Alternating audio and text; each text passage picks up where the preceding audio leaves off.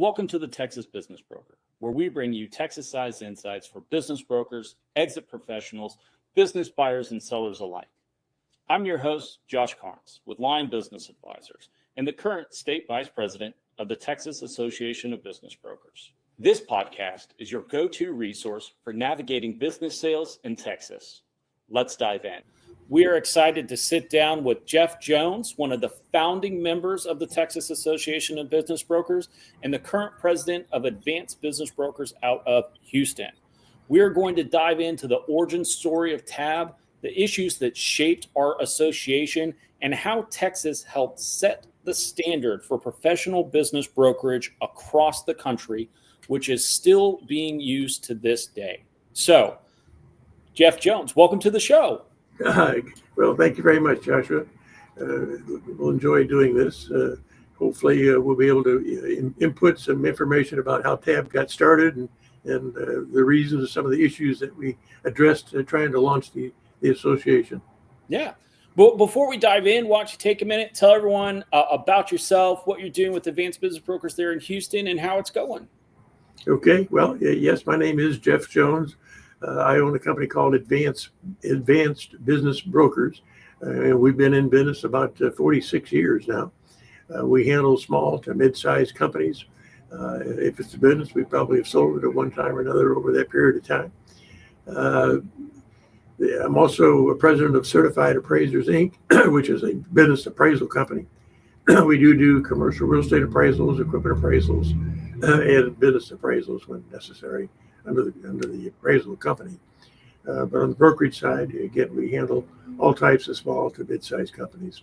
Been doing it for a long time now. That's I have on my cheat sheet here that you have sold over 1,000 businesses throughout your years. So at least that many. I've never really counted totally, but in 47 years, it gives us a lot of opportunity.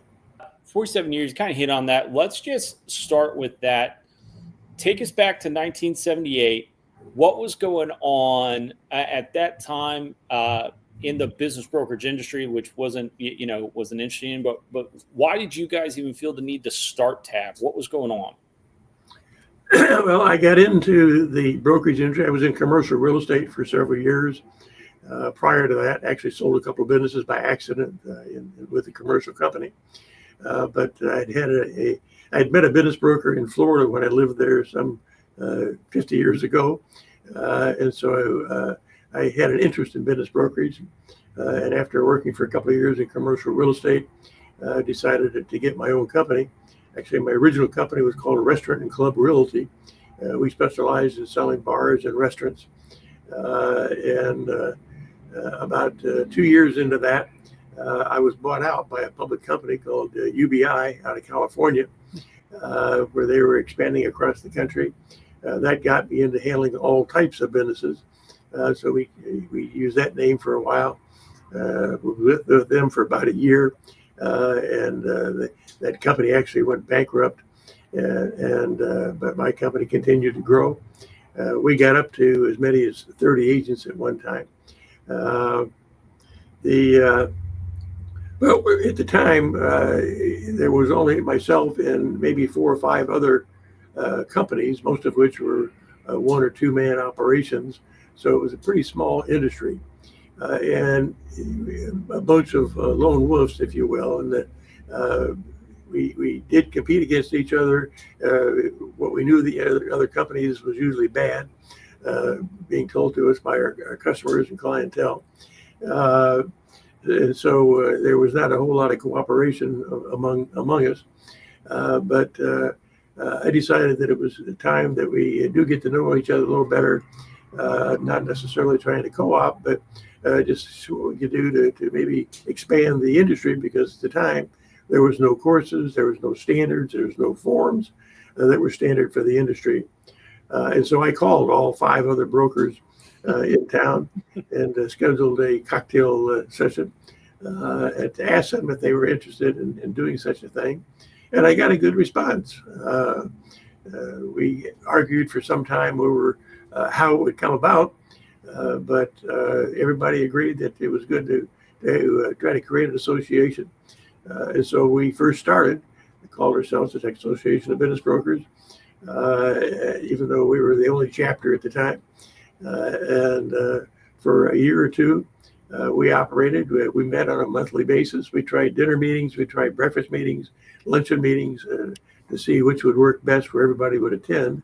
And it turned out that luncheon meetings was the most one that most people were able to attend on a regular basis. And then we got calls from other places in the state saying, hey, we might be interested. And so the next chapter was Dallas. Don McIver was up there at the time. I knew him. And he agreed to be chairman or president of the Dallas chapter. And so we opened Dallas. And then shortly thereafter, we had made contacts with San Antonio, Austin, and El Paso. And within a year or two, we had chapters in all those cities. That's awesome. To my knowledge, we were the first business broker association. There are some other people that have tried in the past. They didn't last very long. But we were, we've been around since '78. We created our code of ethics. We created standards. We created forms. All first in the industry, because up until that time, there was really no place you could go to get education on business brokerage. Yeah. No, the IBBA the last few years has taken time to recognize that TABB was the oldest and first business brokerage association in the nation. So you guys really were leading the way there. Yes, in fact, of course, IBBA, and that's kind of an interesting story how IBBA got started. We had our association going, and I was getting calls from brokers in other states wanting to know if they could join us. And I remember one one for Arkansas, somebody from Arkansas called, and we had a board meeting, and the idea was that instead of TABB, it was going to be SWAB, the Southwest Broker Association. Nobody really liked that name, so I said, no, we don't want to do that. And then I got a call from Canada, from a broker up in Canada that was thinking about joining us. And I told him, well, you're probably a little far away. He says, well, why don't you start an international association? So I called Tom West, who at the time had a newsletter for the industry and knew a lot of the business brokers around the country. So I asked him if he'd be willing to start some sort of international association, since I was getting all these inquiries. He sent out some inquiries to some brokers he knew. And then we had our first meeting in Dallas. That was the beginning of the IBBA. That's awesome. Who were the founding members, right? So I want to take some time to recognize them. Do you want me to bring up the slides to go through that? You could. Yeah, I don't know that I have them on these slides that I sent you just now. Offhand. Yeah. Okay, there they are. Good. Yeah. Mike Aiden. At the time, he owned Delinco. He sold the business a few years ago. Jerry Burkhauser had the other company in town. He's a CPA, but had a company called First Equity Business Brokers. Jim Bain was an independent broker, but had his own company. And then a interesting individual, Woody Woodyard, specialized in selling pharmacies around the whole state of Texas. He was in his 80s at the time we started this association, but he was very active in helping us get together. So these people were the primary people who agreed to the association and helped develop some of the standards and codes of ethics. You hit on code of ethics, right? In standardizing forms and all of that. Back then, why was that so important, right? I mean, it's really the code of ethics and the standards have become the standards that we use in the industry today. So what was the motivating factor behind that? When the five of us, when we first met to talk about having an association, we recognized that the two major issues was one, standards, that there was no standards for our industry, and we knew there were some bad actors in the business, and so we felt that there was a need for standards as well as education, that it was important that we have education, because at the time other than taking real estate classes, there were no business brokerage classes being offered anywhere. And those were really the two factors, education and standards, were the initial issues that drove the interest in expanding TABB. Education, I think, has become the crux of what TABB stands for, what IBBA stands for. Talk us through that piece, the creating the education that is still used today. Most of the courses are, they might have been changed a little bit, but the base platform for the BCB, which is the Board Certified Business Broker, the state certification, and the CBI, the Certified Business Intermediary through the IBBA, y'all created that education. Yes, in fact, that's IBBA got started using the TABB education program because they didn't have any educational programs. And so, fortunately, our members were willing to create the classes, and we generated 7 or 8 classes regarding business brokerage. And then we offered those to IBBA when IBBA got launched. And so for a year or two, all the courses that IBBA was using were the TABB courses. Then, of course, IBBA went on to greatly expand their program. But their whole concept of educational courses came from TABB. Perfect. I might mention a couple of things that in trying to form an association with a bunch of lone wolves, how difficult that is. Again, we didn't really know each other very well, and what we knew about each other was usually bad from what somebody, a buyer or seller, would tell us. And we knew that there was no standards in the industry. And so when we got together to try to see what kind of association do we have, there was initially 2 issues that came up. One, do we want to be a professional association where you had to take required courses and an educational program to even be a member, versus having an open membership, such as what we have today, where anybody could join and then take on the educational courses as they deem fit. But that was a major. Some people just saw us as maybe being a professional association, but we were such a small industry that nobody had ever heard of us, and it would have been very difficult to gain more members when in general people didn't even know who we were or what we were. And so, fortunately, everybody finally agreed that having an open membership to anybody that wanted to join enabled us to grow substantially. The other issue in Texas was whether or not to share listings with other brokers. Still an issue today. Sharing co-oping. In other states such as Florida, where it's mandatory if you belong to the Florida Association, you're required to co-op with other brokerage companies. But in Texas, it has always been the opposite. That it's up to each individual company to do what they want to, but in general, there's no co-oping. And again, that was a critical factor in launching TABB. Was if we had implemented required co-oping, that would have eliminated many members who just didn't like that idea. So we were, I think, able to bring in almost all brokers into our association because they didn't have to live under strict regulations.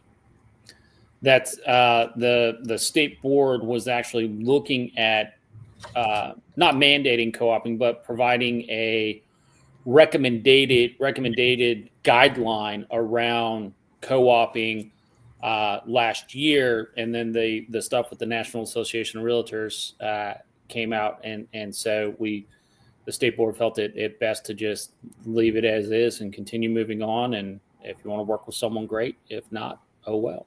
So TABB has a form. One of their standard forms is a co-op agreement between brokers. Yep. So it's there voluntarily, but that's still an interesting issue.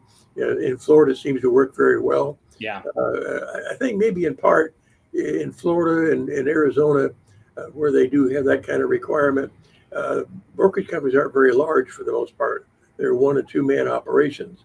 And so to have enough listings to show a buyer when they come in, they almost have to work with all the other brokers. Whereas in Texas, at the time we did this, I had 30 agents. I didn't need anybody else to co-op with. And even today, there are several large brokerage companies that have enough of their own listings that they don't feel a requirement to co-op. You were the original president of the Houston chapter, right? And we still use chapter models today in Texas. We have the Houston chapter, the Dallas chapter, the Austin chapter, San Antonio. And this year, TABB expanded out to add a Fort Worth chapter, which is super exciting. So up to 5 chapters. But how did your model evolve over time, right? So what were you guys doing then to what we have now is kind of the standard operating lunch with a monthly lunch with a quarterly happy hour or something like that? How did it look back then? Well, again, we tried various programs and lunching tabs. We tried breakfast meetings, luncheon meetings, dinner meetings, and then ultimately settled on a luncheon meeting. And then as we expanded to other chapters, we gave them the opportunity to do whatever they wanted, but recommended that they follow the same pattern, and ultimately they did. It seemed to work well across the state, it made launching the other chapters much easier because now they had standards, they had forms, and they had a format to follow. So it's much easier to open a chapter once we had all that formatted. So yeah, I was originally I was president of TABB, but TABB was Houston. But then we expanded to Dallas, and that our first meeting in Dallas was sort of interesting. At the time, there was a couple brokers in Dallas that was pushing for licensing of business brokers. Mm-hmm. And so we had an opening topic of licensing for business brokers for that first meeting. And I drove up from Houston to attend that meeting, and I couldn't even get in the door of the room. It was so full of people. There must have been 150 people there, all of which were opposed to licensing, or many of them anyway. So it was a hot issue that helped launch the Dallas chapter. That's funny. What role did conferences and events play in building not only credibility for the industry, but camaraderie among other business brokers? Like when did we do the first conference? The first state conference was about 2 years after we started, long about 2080 or 1980. We at that time we had the 4 chapters, including El Paso at the time, I think one of the benefits we found in having associations, we got to know each other and find out that we weren't the bad guys. The enemy was our clientele, not us. And so we felt that there was a need to get to know the brokers around the state, because we give referrals back and forth to each other all the time, because now we know who they are. So that was an important factor of having the chapters, and then having a state conference, if you will, where we then provided the educational courses. We had educational speakers. And again, IBBA picked up our exact same format, and almost identically today is the same format that we used way back in the 80s. But we went to some interesting places. We went to Cozumel one year, Corpus Christi, Dallas, Houston, San Antonio. So we moved around the state each year for our state conference, and had generally good attendance. That was an opportunity for the first time to be able to meet brokers in other cities. We're all in the same industry. We learn from each other. And I think one of the things that has evolved over the time is the willingness of our members to share their knowledge. Where historically we're again a bunch of lone wolves, all trying to operate independently. But I think as a result of the association, both for IBBA and TABB, is getting to know the other brokers and finding out that they're actually good guys, and and we're willing to share our knowledge in terms of courses. Again, starting out, that was an issue. Some brokers said, why do we want to educate somebody else how to do our business? That's we're educating competitors. But I think ultimately the idea was that we're going to have competitors anyway, and it's better that they have the knowledge to do it right so they don't screw up the industry. Yeah, and just as a personal statement, thank you for that, because I must admit TABB and IBBA have probably been one of the most welcoming associations. Me coming in 10 plus years ago, I was shocked at how willing everyone was to share, tell me what I was doing wrong, but also tell me how to do it right. Right. So it was critical issue. Yes. Yeah, definitely. And it's, I laugh full circle. I had a phone call literally yesterday with a new broker in the industry just starting this year. And he was like, so I think I'm going to do this. And I'm like, that is how you get sued. Why don't you stop? And it's the looking out for each other and the camaraderie, like that is something that is absolutely carried on to this day. And we're probably one of the most welcoming associations for new members and existing members trying to get plugged in. And so thank you for that one. As we go through here, the legal landscape and broker licensing, you kind of hit on that. TABB has been instrumental, and some of the founding members of TABB and IBBA have been instrumental in advocating for merger and acquisition broker exemptions, right? So the first broker exemption came from a group out of Boston, but it has led to decades worth of work, both federally and in Texas, leading up to last year, the Brokerage Simplification Act finally being passed, right? So yes. How would you explain that journey from starting from an industry where no one knew what y'all were doing, and they still, trying to lump everybody into commercial real estate and separating that out? How would you explain that journey from no one knew what we were doing and how to even regulate us to now we have federal guidelines? Well, the issue of whether business brokers have to be licensed or not has been a controversy for many years. And it's a matter of being licensed both at the state and the federal level if you end up selling a corporation. Mm-hmm. Frankly, one of the major issues is probably 95% of our transactions are asset sale, not stock sale. But every now and then, for various reasons, it has to be a stock sale. So then it was an issue that, well, to sell stock, you got to have a securities license. But the both the state and the federal security exchange didn't have any courses on business brokers. They didn't know what a business broker was. And in fact, but they still required that if we're going to sell stock, we have to have a license. So for several years, I did pay the $750 a year to get a Texas securities license, just in case I sold a corporation and somebody wanted to try to not pay us as a result.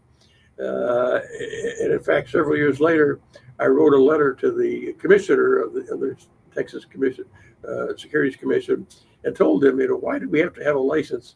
You don't give us any education. There's no training whatsoever. And all we do is pay this fee. And they did make an exception for business brokers at the state level. They would give us a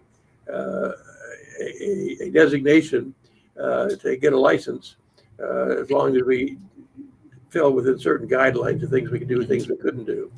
But it still didn't provide us with any education. So I wrote the letter to the commissioner complaining. Of course, his response at the time was just keep sending in the $750. They didn't want to do anything about it.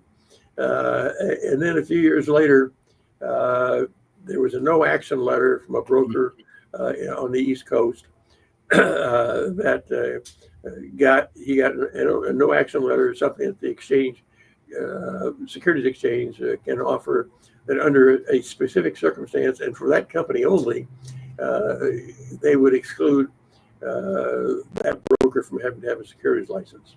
So we all, for many years, we all used that no action letter, even though it was designated for one specific company. Mm-hmm. And to my knowledge, the Securities Commission never really pursued any action with any brokers around the country, but it was still a major issue. And for many years, our association, TABB, IBBA, as well as the other state associations and other related associations, fought this issue with the federal government. And ultimately, the Securities Exchange Commission said you're going to have to get legislation to make that change at the federal level. Yep. And that took well over 10 years. Every year it would pass in the House, but it would get attached to a bill, a much larger bill with a lot of other issues, and fail in the Senate. And so for 10 years, it failed every year. It passed the House and failed in the Senate. And in the meantime, we're spending a lot of money with lobbyists and trying to get this thing passed. Unfortunately, I think in 2022, the legislature finally passed a bill exempting business brokers, again with some limitations that are on one of these slides that we can get to here in a few minutes. So with that, we no longer needed to have a federal license.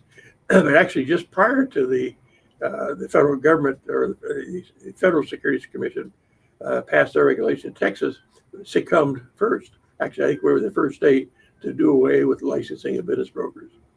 And then the law did pass at the federal level. But in all states, if you're selling securities, you also have to have a state license.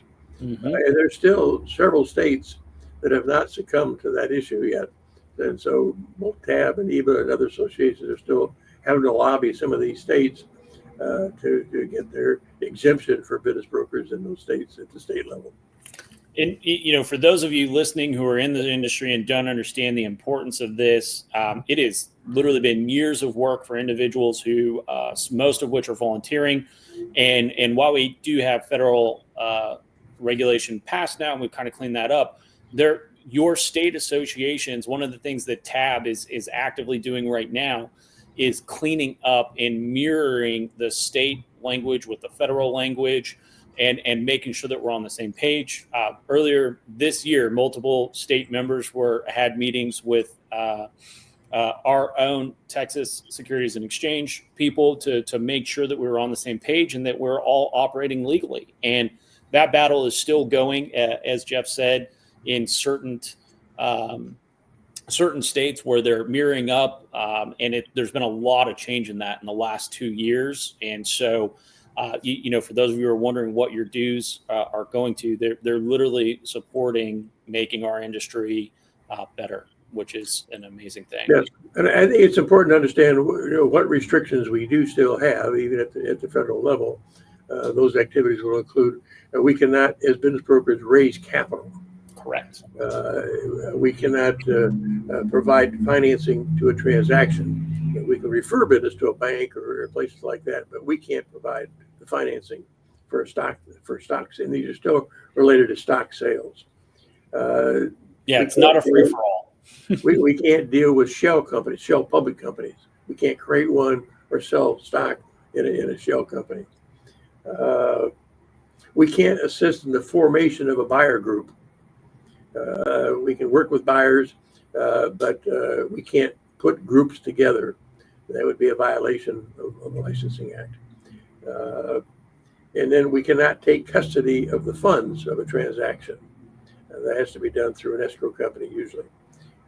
So as long as we don't handle the fund, we can maybe pick up the earnest money, but we have to deposit it in with somebody else to avoid the issue. All great points. Looking back over your legacy, which is TABB and IBBA, is there something that you're more proud of or something that you're more fond of over TABB's legacy? Well, certainly I'm pleased with what's happened with the industry. I think we're still a very small industry that most people have never even heard of. And we spent a lot of money and time trying to promote our industry to make business owners aware of who and what we are. But that's always been an educational strain in trying to convince a business owner what's the difference between a real estate broker and a business broker. And of course, that again was one of the primary issues of starting the association, was to try to make business brokerage make business owners aware of the industry and the distinction between a business broker and a real estate agent. And I think we've done pretty well along that line. Yeah. And again, we've done it through education and members willing to work with each other. No, I can tell you, even we've noticed a shift even in the last 5 years, right? So I've been in about a decade, and when I started in the industry, we joked the first 30 minutes of every call was, what is a business broker and why do you even need one? And I truly do believe this is a great thing. We're now getting calls that say, I'm interviewing 3 business brokers, you're one of them. And a lot of people go, oh, wait, that's competition. The rising tide lifts all ships. It is truly a great thing to not be spending 30 minutes with every potential client on what we do and why we exist versus here's why we should be looked at, and here's our value proposition, and being able to focus stuff on that like most businesses do. And it literally all comes back to y'all putting in the work 40 years ago. And so, for those that change is new, and people put in a lot of time and effort to make that happen. So, yes. Speaking of changes in the industry and, new brokers coming in, I think we're seeing more new, I'm sure every generation says this, right? But more new brokers now than we've seen in a while. What advice would you give to the next generation of Texas business brokers? Well, there's a lot more tools available for us than there has ever been before. Just our methods of soliciting business owners, which historically was to send out letters or make phone calls, telemarketing, and that was pretty much it. Today, I bet every other week I get a email from some company that has recently started up, soliciting, telling us that they can get us listings because they solicit various social websites and find businesses and categories that we're interested in to help us get business leads. And so for a new broker, getting into our business to begin with is tough. A new agent joining a brokerage company or trying to even start on their own, which is even more difficult. Mm-hmm. It takes them several months to get a listing. And it takes, on average, somewhere between 4 and 8 months to sell a business. It's not like a house that sells inside of a month or so. And so a broker, an agent, will be in the industry close to a year before they even make their first deal, frequently. And many people just don't have the financial ability to go that long with no income. And so it's a difficult business to get into. But I think today, with all the education that's out there, and with all these companies now assisting and helping us get listings, it's much easier to get into the industry, get listings, and start to make some money relatively soon. But it's still a process that you have to have the financial ability to withstand that first 4 to 8 months in the industry. No, that's when we interview someone today, one of the very first things we tell them, are you prepared to go to a year without a check? And it's not even financially too. I mean, financially is one, but mentally, right? Are you prepared to go work for a year without a check and then keep going? And it's not for everyone. It's critical. Nobody gets out of their business because they don't like it. It's a fun business, actually. Yeah. It has its frustrations, obviously, but it's a fun business. And anybody who has a degree of success will do everything they can to stay in the industry. Yep. But you have to have that financial staying power. Once you're in the business, and referrals, I think, is what keeps sustaining us.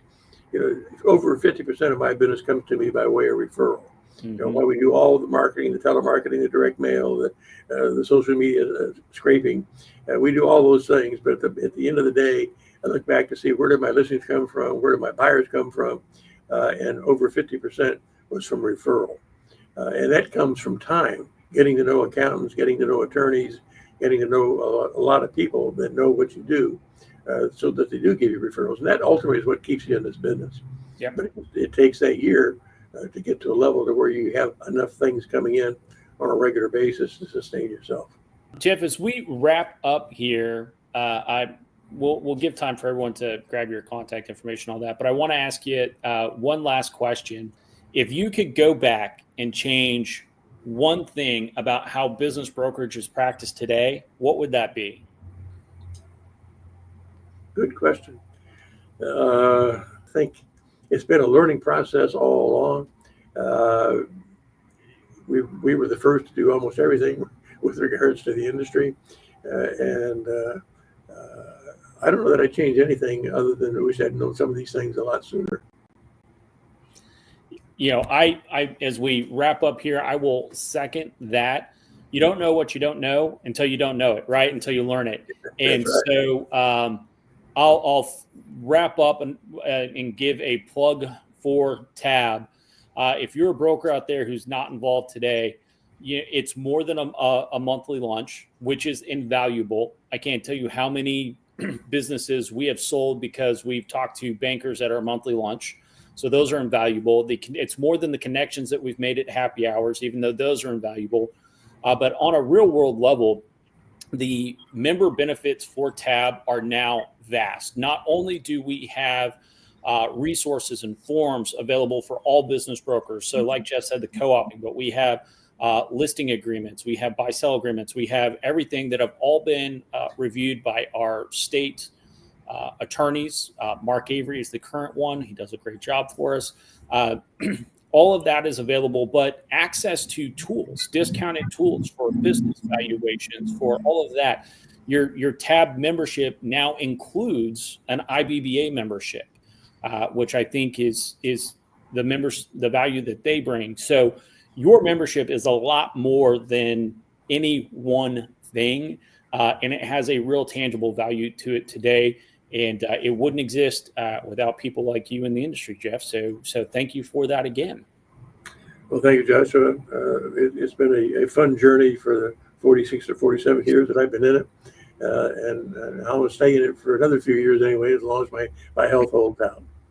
Perfect. So for those of you that would like to plug in with Jeff, if you have a business for sale and you're out in Houston, feel free to give him a call.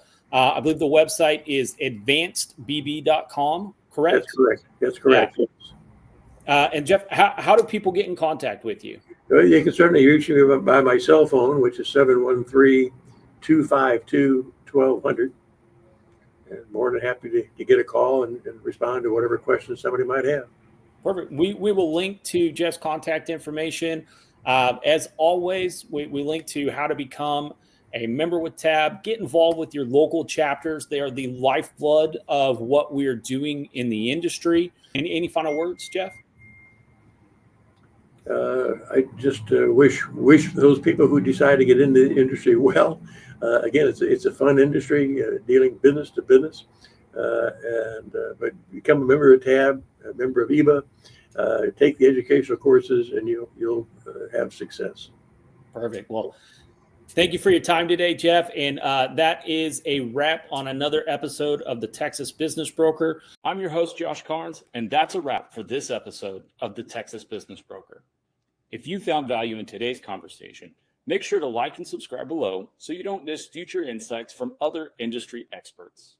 Have a topic that you'd like us to cover, or maybe a guest suggestion? Reach out. We'd love to hear from you. Until next time, keep closing deals and making an impact. Thanks for listening.